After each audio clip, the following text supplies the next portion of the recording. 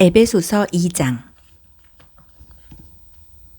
얼마 전까지만 해도 여러분은 죄로 인해 낡고 정체된 삶에 빠져 있었습니다. 그때 여러분은 참된 삶에 대해서는 아무것도 모르고 이 세상이 가르쳐 주는 대로 살았습니다. 여러분은 더러운 불신을 폐에 가득 채우고서 불순종의 기운을 내뿜었습니다.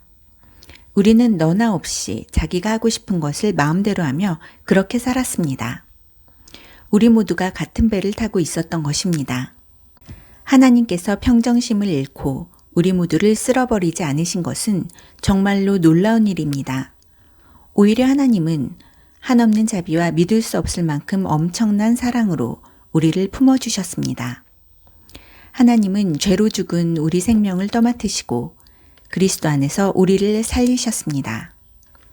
하나님은 그 모든 일을 우리 도움 없이 혼자서 이루셨습니다.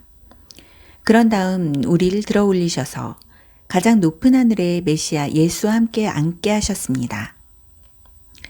지금도 하나님께서는 우리를 그분이 원하시는 곳에 두시고 이 세상에서나 저 세상에서나 그리스도 예수 안에서 은혜와 사랑을 우리에게 쉼없이 쏟아부어 주십니다.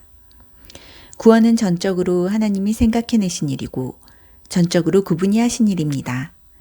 우리가 할 일은 다만 하나님께서 그 일을 행하시도록 그분을 신뢰하는 것입니다. 구원은 처음부터 끝까지 하나님의 선물입니다. 주인공 역할은 우리 몫이 아닙니다. 우리가 주인공 역할을 했다면 우리는 모든 일을 우리가 있다고 떠벌리며 돌아다녔을 것입니다. 하지만 그렇지 않습니다. 우리는 우리 자신을 만들 수도 구원할 수도 없습니다. 만들고 구원하는 일은 하나님이 하시는 일입니다. 하나님은 그리스도 예수를 통해 우리 각 사람을 지으셨습니다.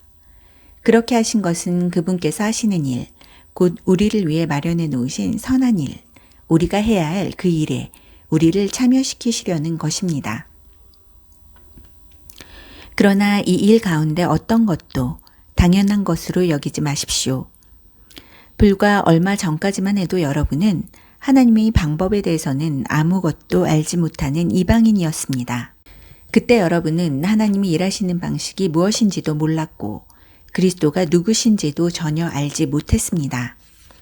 여러분은 하나님이 이스라엘 안에 펼치신 풍성한 언약과 약속의 역사에 대해서도 전혀 알지 못했고 그분께서 이 세상에서 무슨 일을 하고 계신지에 대해서도 무지했습니다. 전에는 밖에 있던 여러분이 이제는 죽음을 맞으시고 피를 흘리신 그리스도로 말미암아 안으로 들어와 모든 일에 참여하게 되었습니다. 메시아께서 우리 사이를 화해시키셨습니다. 이제 밖에 있던 이방인과 안에 있는 유대인 모두가 이 일에 함께하도록 하셨습니다. 그분은 우리가 서로 거리를 두기 위해 이용하던 벽을 허무셨습니다.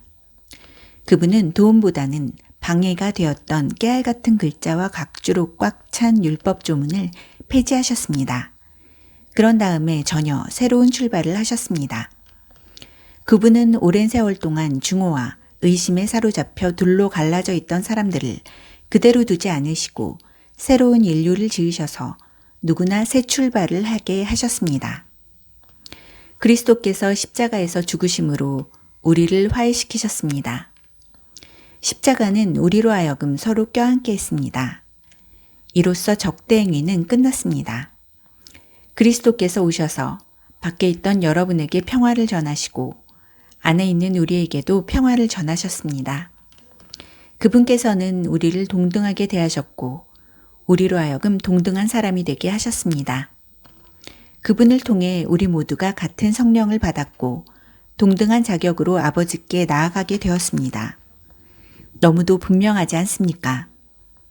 여러분은 더 이상 떠돌이 유랑민이 아닙니다. 이 믿음의 나라가 이제 여러분의 본향입니다.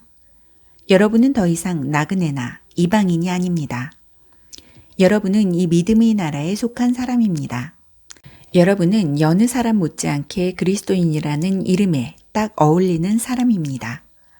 하나님은 한 집을 짓고 계십니다. 하나님은 우리가 어떻게 이 믿음의 나라에 이르게 되었는지 따지지 않으시고 우리 모두를 사용하셔서 그분이 짓고 계신 그 일에 우리를 참여시키십니다. 하나님은 사도들과 예언자들을 기초로 삼으셨습니다. 이제 벽돌을 차곡차곡 쌓듯이 여러분을 그 기초 위에 끼워 넣으십니다. 그리스도 예수께서는 그 건물의 각 부분을 떠받치는 모퉁이 돌입니다.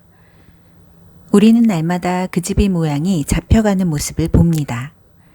그 집은 하나님께서 세우시는 성전, 우리 모두가 벽돌처럼 쌓여 이루어지는 성전, 하나님이 머무시는 성전입니다.